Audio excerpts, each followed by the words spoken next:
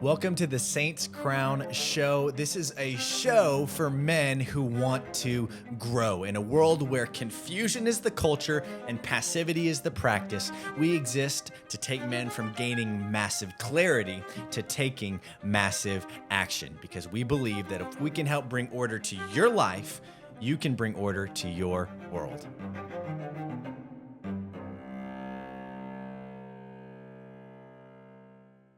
Welcome back to the Saints Crown Show. I'm your host, Zachary Reed, joined here with co-founder of Saints Crown, Preston Woody. And today we are continuing the conversation by providing clarity to some of the burning questions that were submitted to us by men like you. So let's dive in. Okay. Let's talk about, should men and women have equal treatment? That was a question someone submitted to us. Should men and women have equal treatment? I think no. What do you think? No, I would say, I think it depends on how you're looking at the question. Like, I feel like the question, like, should men and women have equal treatment? Everyone should be treated equally. In my mind, from like a biblical perspective, everyone was treated equally by Jesus. I suppose. I think what we're getting at is I believe that everyone should be valued equally but treated differently. In what way? What does that mean? I'm a man, and so when we get to the gas tank at Costco, I'm not sending her out to do it. I'm going. Right. I treat her different because I'm a man. I treat her different because she's a woman. When we come to the door, who opens it? I open the door because I'm the man, and I treat her different.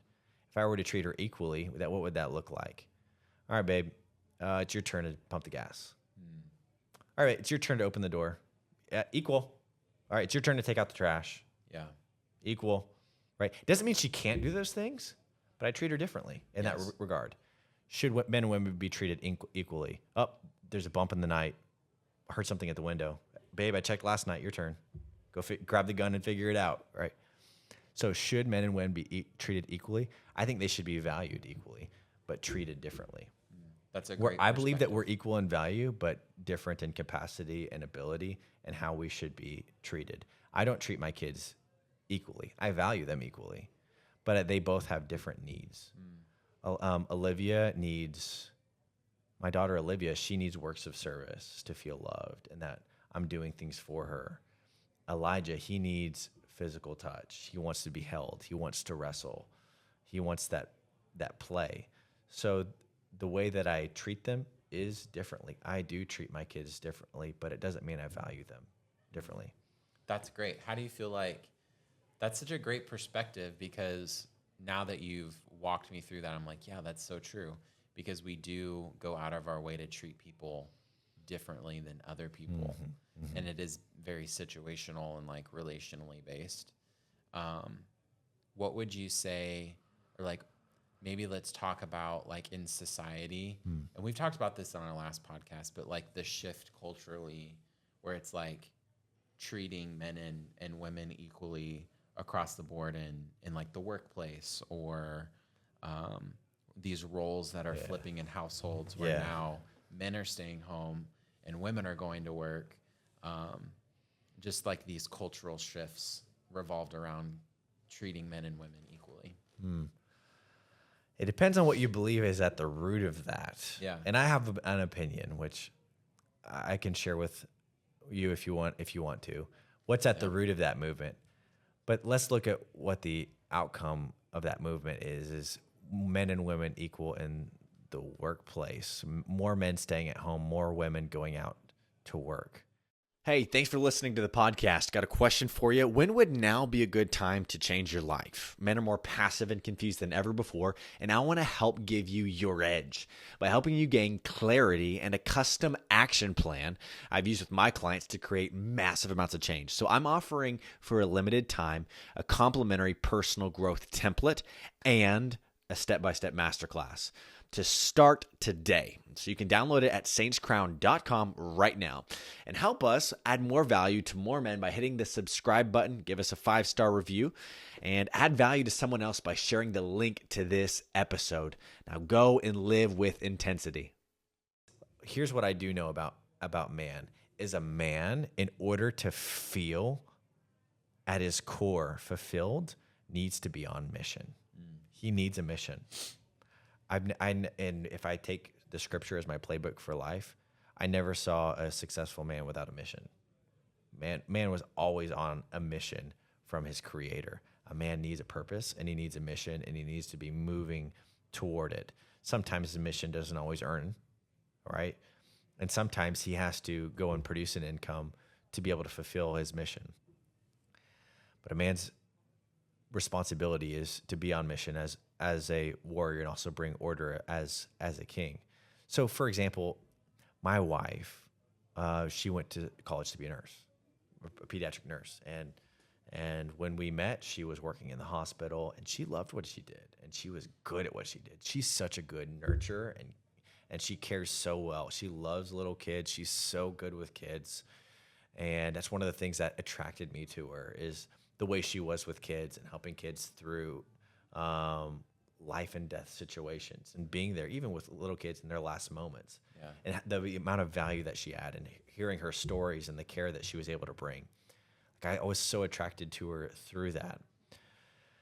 When we got married, I didn't really learn this until later, but really her core desire wasn't to be a pediatric nurse, but it was to be a mom.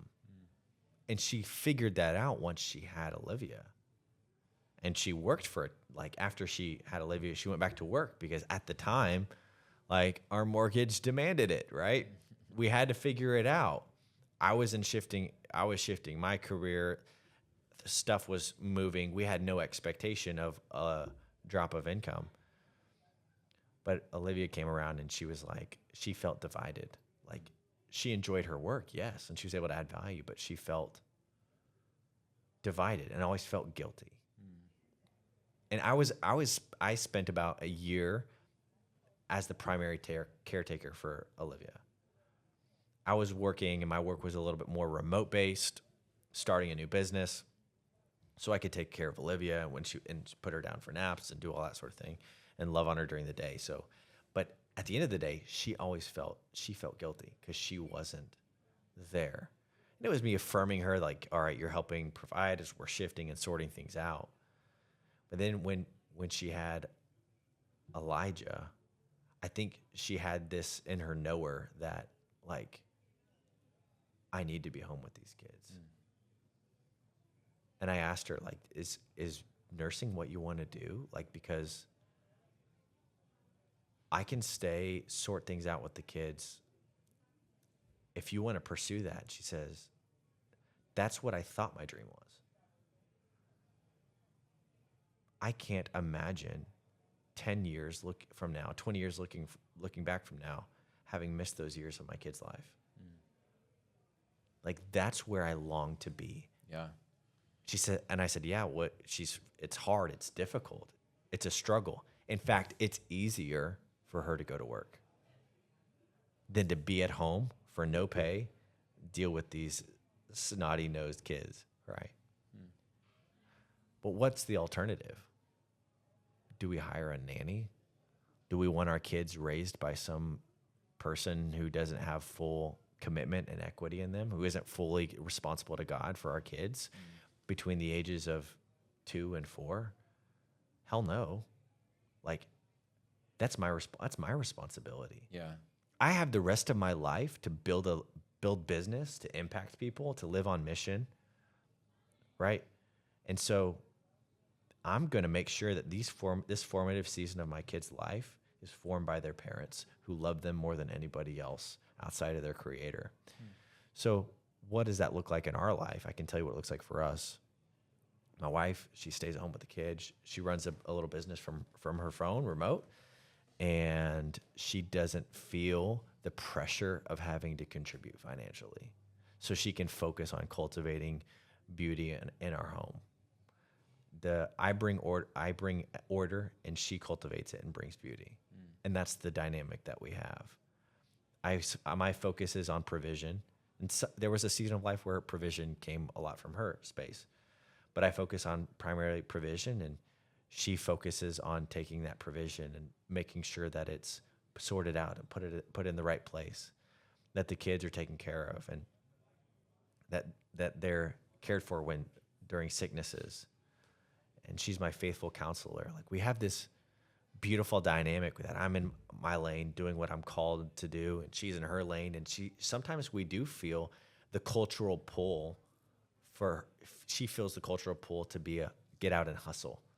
Yeah. And be what, I don't know what they call it, sugar mama or whatever, and I tell her, like, you can if you want to. Yeah. But here's as long as you're married to me, you don't have to.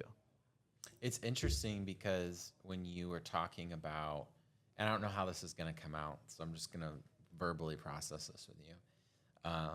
It's interesting how you said that ultimately she came to the conclusion that she thought she wanted one thing, which was her innate nurturing desire, led her to a career path where she was going to nurture someone else.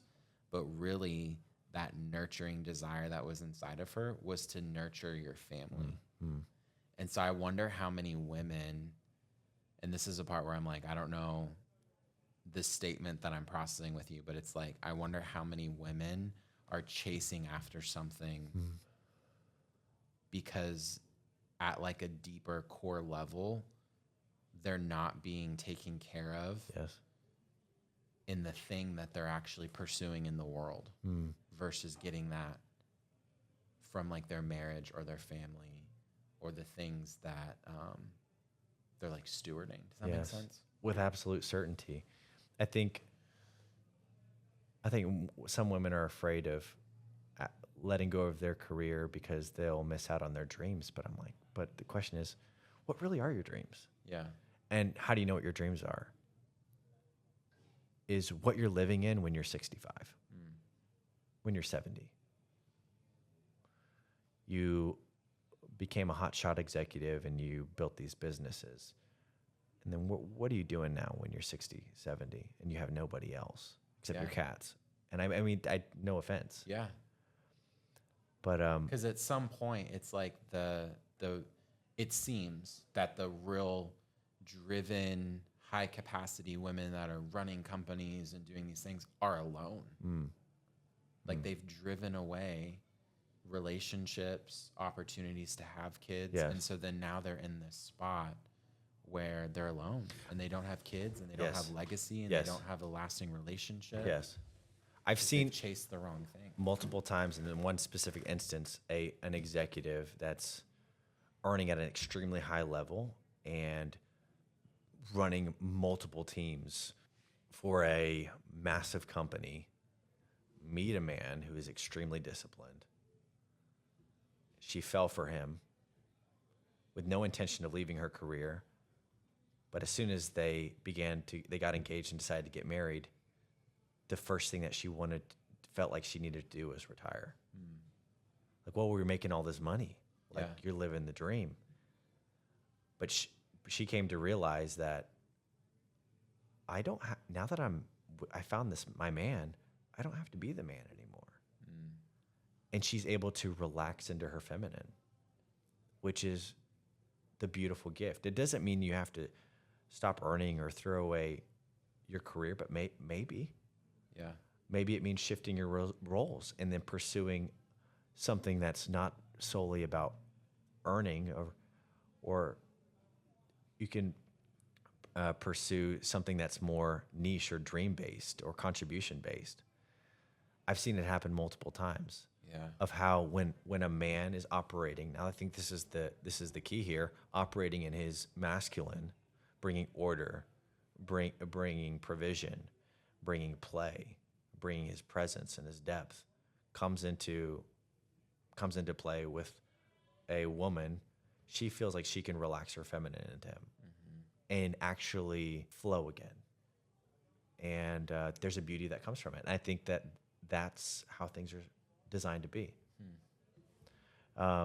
So does that mean a woman shouldn't have a career? No, not at all. Like, I think that, again, just like men, some women may be called to a life of singleness and dedication to their creator and prayer and mission. And there's been wonderful, great people in the world who have done that.